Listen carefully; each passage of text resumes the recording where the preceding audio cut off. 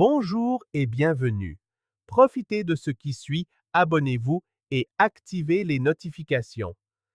À 42 ans, Logan Turner avait une vie que beaucoup auraient considérée comme accomplie. Directeur régional pour une grande chaîne de distribution, il avait bâti une solide carrière sur un leadership équilibré et une capacité à gérer la pression. Marié depuis près de 20 ans à Vanessa, une avocate à succès, ils vivaient à Denver, où ils avaient construit leur vie ensemble depuis leur début, fait de promesses et de travail acharné. Mais derrière cette image de stabilité, quelque chose se brisait depuis longtemps, une fissure qui, d'abord infime, était devenue au fil des ans un véritable abîme. Logan et Vanessa s'étaient rencontrés à l'université. Elle étudiait le droit, lui la gestion des affaires. C'est lors d'un forum pour l'emploi qu'ils avaient échangé leurs premiers mots. Vanessa avait toujours été intense, déterminée, avec cette urgence de ceux qui semblent savoir exactement ce qu'ils veulent de la vie. Logan était son opposé par nature. Calme, observateur, avec une vision plus pratique et patiente des choses. C'est peut-être cet équilibre qui les avait réunis. Leur relation avait évolué rapidement. 1 an après leur diplôme, ils étaient mariés et commençaient une vie simple à Denver. Vanessa avait décroché un poste de collaboratrice dans un cabinet d'avocats et Logan un poste junior dans une banque locale. Les débuts furent difficiles, mais l'esprit d'équipe était là. Ils riaient de leurs factures, partageaient les responsabilités et parlaient de l'avenir comme de quelque chose de tangible, presque à portée de main. Au fil des années, tous deux progressèrent dans leur carrière. Logan quitta la banque pour le secteur de la distribution, où il trouva un espace pour diriger. Il gravit les échelons au mérite, au résultat, à la patience. Vanessa, quant à elle, monta rapidement en grade dans le droit des sociétés, devenant une référence dans son cabinet. Ils traversèrent des moments heureux, des passes difficiles, mais finissaient toujours par se retrouver. Ils voyagèrent, achetèrent une maison, se firent des amis communs. Pendant longtemps, la vie sembla parfaitement alignée. Ils avaient leurs défis, mais le respect mutuel et un sens du partenariat maintenaient le mariage à flot. Mais les années passant, le rythme changea, surtout le sien. Vanessa se mit à rentrer plus tard. Les messages se firent plus rares. Les dîners en famille devinrent exceptionnels. Le travail, qui semblait autrefois faire partie de son identité, consumait désormais tout, son temps, son humeur, son énergie. Logan essaya de comprendre. Il pensa que ce n'était qu'une autre phase difficile. Il crut qu'elle était sous pression, qu'il était naturel de s'éloigner un peu dans ces moments-là. Mais lentement, il réalisa que cette distance n'était pas seulement de l'épuisement. C'était autre chose, de plus froid, de plus silencieux. Il commença à remarquer les détails, son téléphone toujours posé face contre table, ce sourire qui apparaissait après certains messages, les appels brefs qu'elle disait provenir de collègues, les longues douches après le travail, la précipitation en s'habillant. De petites choses, mais qui ensemble racontaient une autre histoire, celle que Vanessa ne lui disait pas. Logan n'était pas du genre à faire des scènes.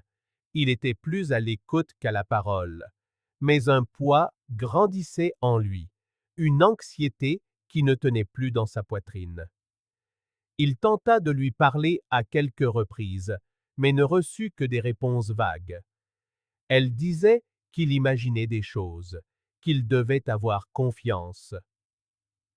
C'est un mardi ordinaire que Logan décida de faire quelque chose qui sortait de l'ordinaire. Il apprit que Vanessa déjeunait avec des collègues dans un restaurant près de son bureau. Il voulut lui faire une surprise, simplement apparaître, déjeuner avec elle, briser la routine, leur rappeler à tous les deux ce qu'ils avaient construit. Il s'arrêta chez un fleuriste, choisit un petit bouquet de ses fleurs préférées et se dirigea vers le restaurant. Il demanda une table un peu à l'écart et attendit. Il voulait faire un geste simple, un rappel.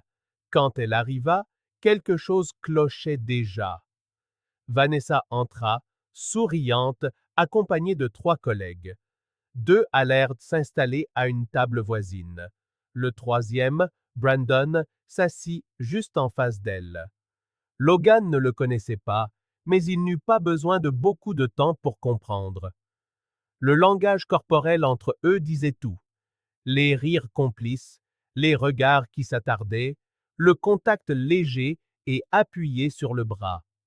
Ce n'était pas un déjeuner typique entre collègues. C'était une connexion que Logan n'avait pas vue chez Vanessa depuis longtemps, et la voir dirigée vers un autre homme fut comme un coup qui ne laissait pas de marque, mais qui serrait tout à l'intérieur. Pendant quelques minutes, il resta immobile. La surprise qu'il avait prévue se transforma en un portrait de la déception. Il se leva lentement, marcha jusqu'à leur table et s'arrêta devant eux. Vanessa mit une seconde à réaliser qu'il était là. Quand ses yeux croisèrent les siens, son sourire disparut.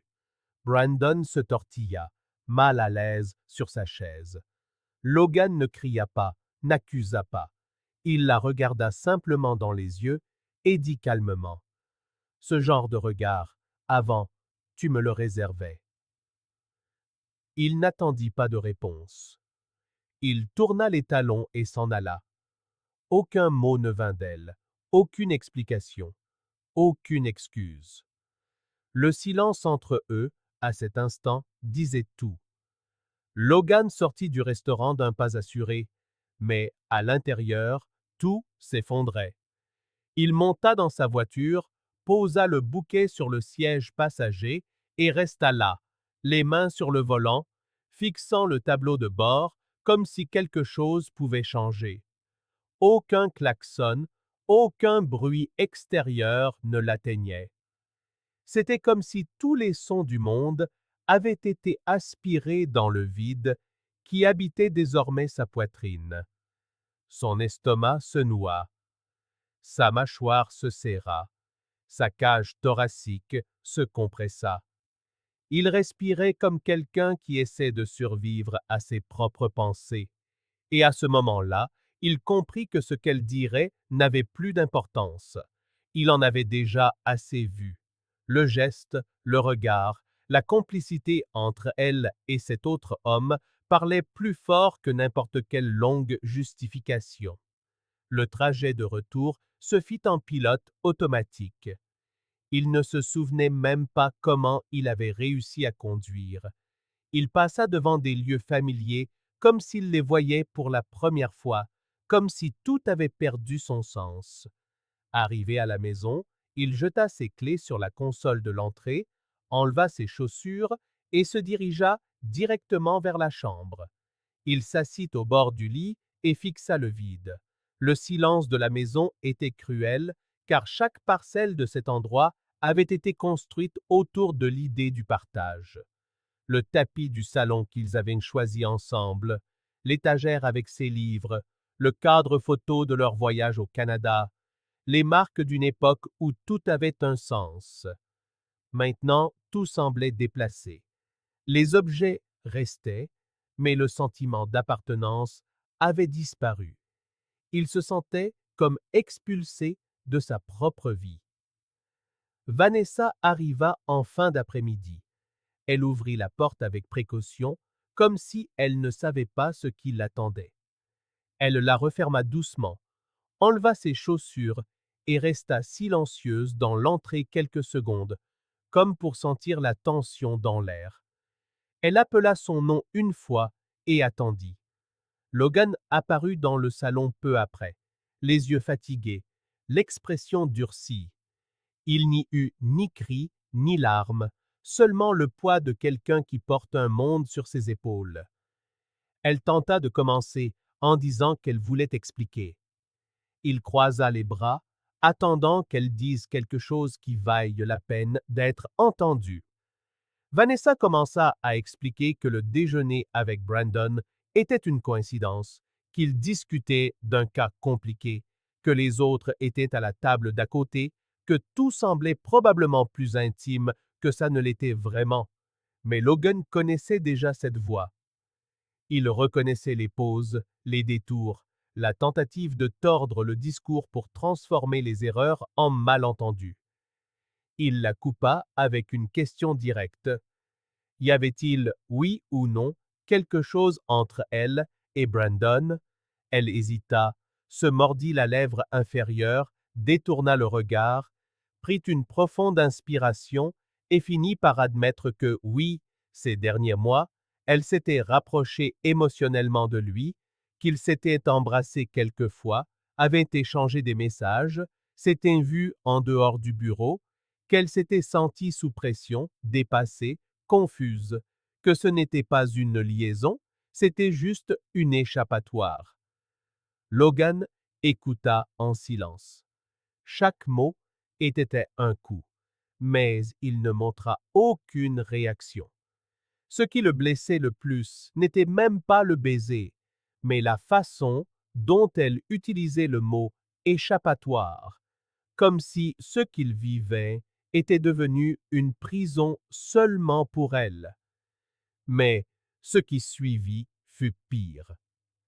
Vanessa mentionna que ce n'était pas une nouveauté parmi ses collègues, que Brandon et Miranda avaient eu une histoire avant, que Kevin était marié et sortait en secret avec une employée junior, que même leur patron, Michael, savait et préférait faire semblant de ne rien voir, car préserver la stabilité de l'environnement était plus important que la moralité de ceux qui le composaient.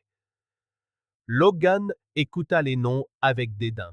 À chaque révélation, la valeur de ce bureau diminuait à ses yeux. Et le plus dur fut de réaliser que Vanessa semblait anesthésiée par tout cela, comme si vivre entourée de trahisons normalisées la rendait moins responsable de ses propres choix. Logan se frotta le visage, prit une grande inspiration et se leva. Il dit qu'il ne lui faisait plus confiance et que s'il y avait encore une chance qu'il puisse rester dans ce mariage, ne serait-ce qu'un jour de plus, il avait besoin de quelque chose qui prouve clairement qu'elle était capable d'assumer ses propres actes. Il lui demanda d'enregistrer une vidéo en regardant droit dans la caméra, disant tout ce qui s'était passé, sans détour, sans coupure, une vidéo simple et directe où elle prendrait la responsabilité de chaque mot qu'elle venait de prononcer. Vanessa écarquilla les yeux, surprise par la demande. Elle lui demanda s'il était sérieux. Il répondit simplement oui, qu'après avoir vu ce qu'il avait vu et entendu ce qu'il avait entendu, il avait besoin de clarté, que si elle pensait qu'il restait une once de dignité possible, elle devait commencer par assumer ses actes. Elle hésita, mais finit par accepter. Elle prit son téléphone, le positionna sur un support et s'assit sur le canapé. Logan se tenait à quelques mètres, observant. Vanessa prit une profonde inspiration et commença. Elle prononça le nom de Brandon, raconta les baisers, les rendez-vous, les messages. Elle mentionna les collègues impliqués, l'environnement permissif du bureau, comment tout était devenu normal là-bas. Sa voix tremblait par moments, mais elle continua jusqu'à la fin. Elle ne pleura pas, elle termina simplement en disant qu'elle ne savait plus qui elle était au sein de ce mariage et qu'elle s'était peut-être perdue en chemin en essayant d'être parfaite pour tout le monde, sauf pour elle-même. Logan prit le téléphone, enregistra la vidéo et monta dans la chambre. Il ferma la porte à clé et s'allongea sur le lit. Il ne dormit pas. Il resta éveillé, fixant le plafond. La vidéo était là, comme une preuve, une confession, une sorte de libération. Et aussi étrange que cela puisse paraître, Logan ne se sentait ni vengeur ni satisfait. Il avait l'impression que tout ce qui avait été construit brique par brique était maintenant en ruine. Et le plus cruel était de savoir que ces ruines avaient été causées par quelqu'un qu'il n'avait jamais cessé de soutenir, quelqu'un qu'il avait protégé alors même qu'il était laissé pour compte. Au lever du jour, Logan était toujours éveillé, les yeux secs, mais l'esprit en ébullition. Il ne savait pas ce qu'il attendait de lui-même à ce moment-là, seulement qu'il avait franchi une ligne. Entre ses mains, il tenait sa confession, enregistrée clairement, prononcée d'une voix tremblante par quelqu'un qui regrettait trop tard, et même si cela n'effacerait pas les dégâts, cela lui donnait quelque chose de précieux. La vérité, dite par les lèvres de celle qui avait menti. Il sentait qu'il avait enfin mis fin à un cycle de doute pour en commencer un de conséquence. Logan n'était pas du genre à chercher la vengeance, mais il avait toujours cru que certaines personnes avaient besoin de faire face à leurs propres reflets, et ce jour-là, il décida que Vanessa ne serait pas la seule à devoir se regarder en face. Il s'assit à la table de la cuisine, ouvrit son ordinateur portable, connecta son téléphone. Il transféra la vidéo sans se presser, passa en revue ses contacts, organisa des fichiers comme quelqu'un qui emballe soigneusement des pièces fragiles. Un par un, il localisa les conjoints de toutes les personnes impliquées. La femme de Brandon, le mari de Miranda, la compagne de Kevin. Il savait que le contenu de cette vidéo ferait l'effet d'une bombe dans chacun de ses foyers, mais il n'hésita pas. Il ouvrit son application de messagerie, joignit la vidéo, tapa chaque adresse sans écrire de message, sans rien expliquer. Il se contenta d'envoyer. Les emails envoyés, Logan resta silencieux. Son corps se détendit, son âme était vidée.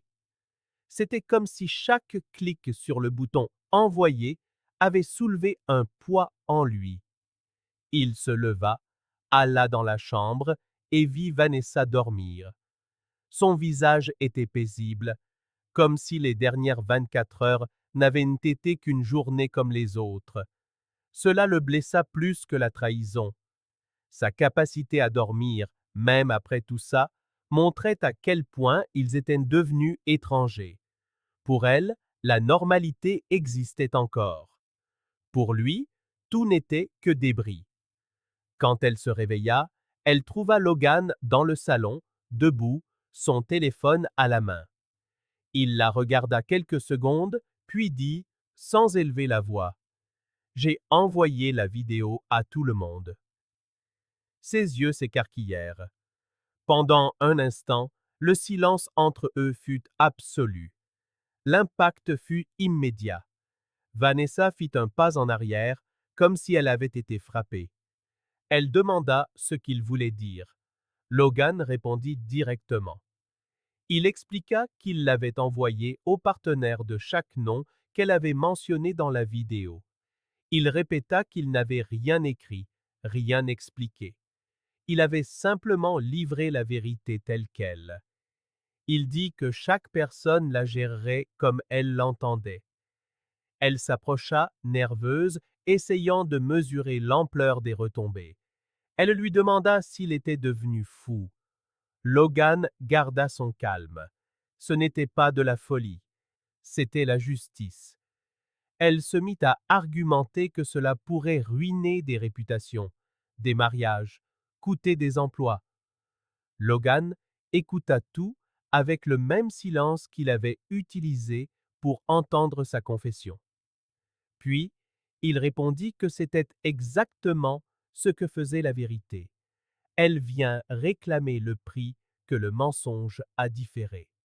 Vanessa s'assit, les mains sur la tête, murmurant des phrases à moitié formées. Elle tenta de se justifier à nouveau, disant qu'elle était confuse, que ce n'était pas intentionnel, que c'était émotionnel et temporaire. Mais Logan l'interrompit. Il dit que de tout ce qu'il avait entendu jusqu'à présent, le plus douloureux était de réaliser qu'elle cherchait encore des moyens de se sauver au lieu de reconnaître ce qu'elle avait détruit. Il se rendit au bureau, ouvrit un dossier et en sortit les papiers du divorce. Il les avait remplis en silence aux premières heures du matin.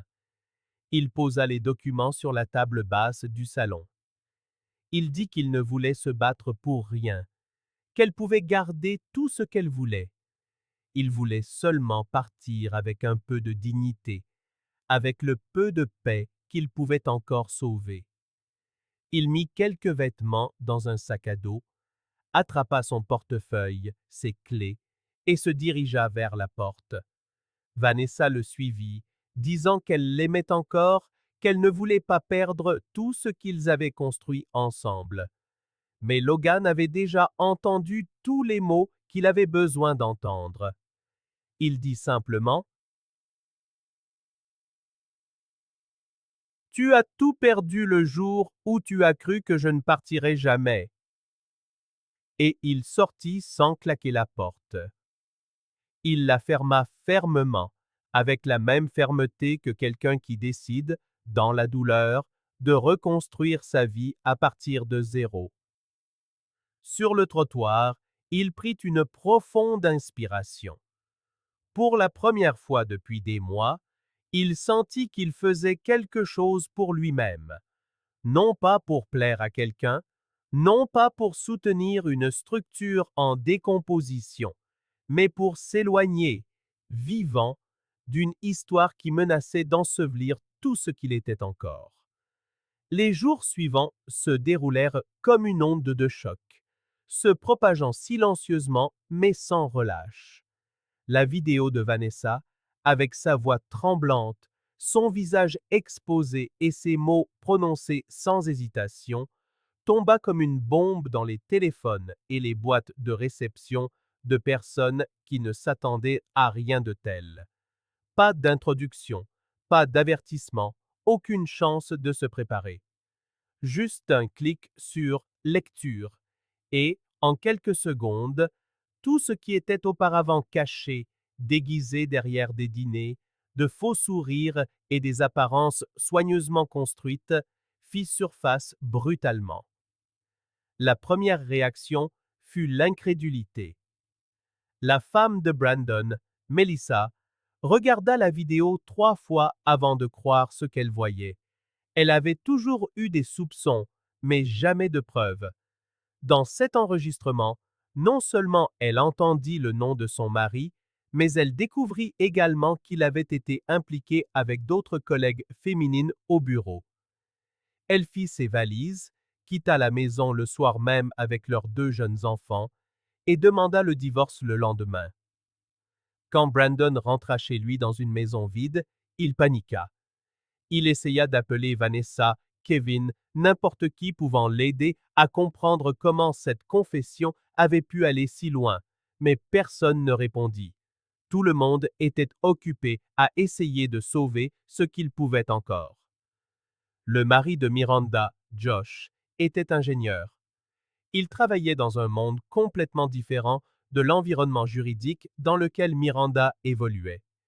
Il avait toujours cru que Miranda était différente, sobre, concentrée, éloignée des superficialités. Voir son nom dans une vidéo de trahison, découvrir qu'il y avait eu des rendez-vous secrets au travail, le détruisit en silence. Il ne cria pas, ne pleura pas. Il prépara ses affaires, écrivit une brève note et quitta l'appartement qu'ils avaient acheté 8 ans plus tôt pour ne jamais y revenir.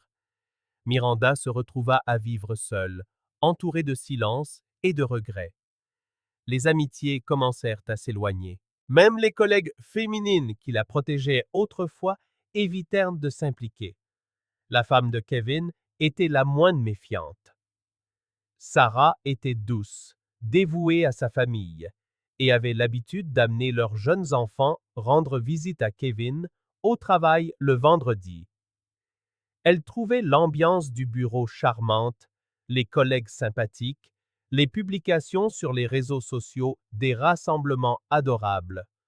Quand elle ouvrit la vidéo et entendit le nom de Kevin prononcé clairement, elle fut choquée, non seulement par la trahison, mais par la désinvolture avec laquelle Vanessa en parlait, comme s'il n'était qu'un parmi tant d'autres. Sarah ne fit pas de scène. Elle transféra la vidéo à ses parents, à ses frères et ses sœurs et à son avocat. En une semaine, Kevin vivait seul, dormant sur un matelas dans le salon d'un ami, entouré de silence et de honte. La vidéo se propagea rapidement. En moins de 48 heures, elle était devenue le sujet de conversation au sein même du bureau. Le patron, Michael, qui s'était jusqu'alors caché derrière la commodité et le silence, dut prendre une décision. Mais avant toute action officielle, deux clients majeurs du cabinet, responsables de contrats de plusieurs millions de dollars, annoncèrent la résiliation immédiate de leur relation commerciale. Ils invoquèrent la confiance rompue, une conduite non éthique sur le lieu de travail et une réputation publique endommagée. Il n'en fallut pas plus pour que le conseil d'administration intervienne. Lors d'une réunion d'urgence, Michael, Brandon, Miranda et Kevin furent licenciés. Vanessa aussi. Le cabinet publia une déclaration officielle pour tenter de contenir les dégâts, mais la destruction était déjà faite. Toute une culture de tolérance et de complicité avait été exposée en moins de 3 minutes d'images. Vanessa, désormais au chômage, divorcée et avec sa réputation ternie, passa des jours sans sortir de chez elle. Elle tenta de contacter Logan à plusieurs reprises, envoyant des messages, de longs messages vocaux, des emails émouvants.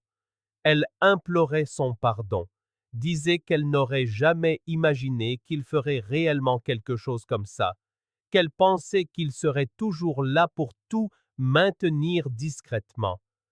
Logan ne répondit jamais. Il lut tout, écouta tout, et choisit le silence comme réponse, non par vengeance, mais parce qu'il n'y avait plus rien à dire. Tout ce qui devait être exposé l'avait été. Tout ce qui devait se terminer s'était terminé. Le divorce fut finalisé en moins de 3 mois. Logan renonça aux disputes, aux biens, aux détails. Il voulait juste partir intact. Il vendit la maison, prit sa part et loua un petit appartement dans la même ville. Il voulait recommencer, mais sans drame. Il retourna au travail comme il l'avait toujours fait, tranquillement, efficacement, sans raconter à personne ce qui s'était passé. Il n'utilisa pas ce qu'il avait vécu comme un étendard. Il le traita seulement comme une leçon. Quand quelqu'un au travail commenta le scandale du cabinet d'avocats, il dit simplement qu'il en avait entendu parler et continua à organiser des rapports et à résoudre des problèmes comme si c'était une journée ordinaire. En peu de temps, Logan devint plus présent pour ses frères et sœurs, retourna aux réunions avec de vieux amis et redécouvrit la joie de faire des choses pour lui-même. Il se mit à courir régulièrement, apprit à cuisiner de nouveaux plats, lut des livres qui prenaient la poussière depuis des années. Il acheta un vélo, explora des sentiers, visita des villes voisines et rencontra de nouvelles personnes. Il ne se présenta jamais comme une victime. Il garda tout ce qu'il avait vécu comme une leçon douloureuse mais essentielle. Et peut-être que la partie la plus surprenante de tout cela fut la façon dont il alla de l'avant, sans avoir besoin de prouver quoi que ce soit, sans nourrir de vengeance, sans s'empoisonner de regrets. Lui a simplement poursuivi sa route. Tandis que d'autres se démenaient pour effacer les traces, reconstruire leur image et sauver les apparences, Logan a choisi de vivre tout simplement avec dignité, convaincu que perdre tout ce que l'on croyait essentiel est parfois la seule voie pour découvrir ce qui compte vraiment. Vous avez des doutes sur votre épouse ou votre belle-fille? Pour ne pas vivre la situation que nous venons de voir, consultez le lien dans les commentaires et obtenez notre guide numérique. Il contient des conseils précieux et des sites approuvés par des enquêteurs pour dissiper vos doutes. Merci d'avoir regardé cette vidéo. Si elle vous a plu, n'oubliez pas de vous abonner à la chaîne et d'activer les notifications pour ne manquer aucune de nos prochaines publications. À très bientôt!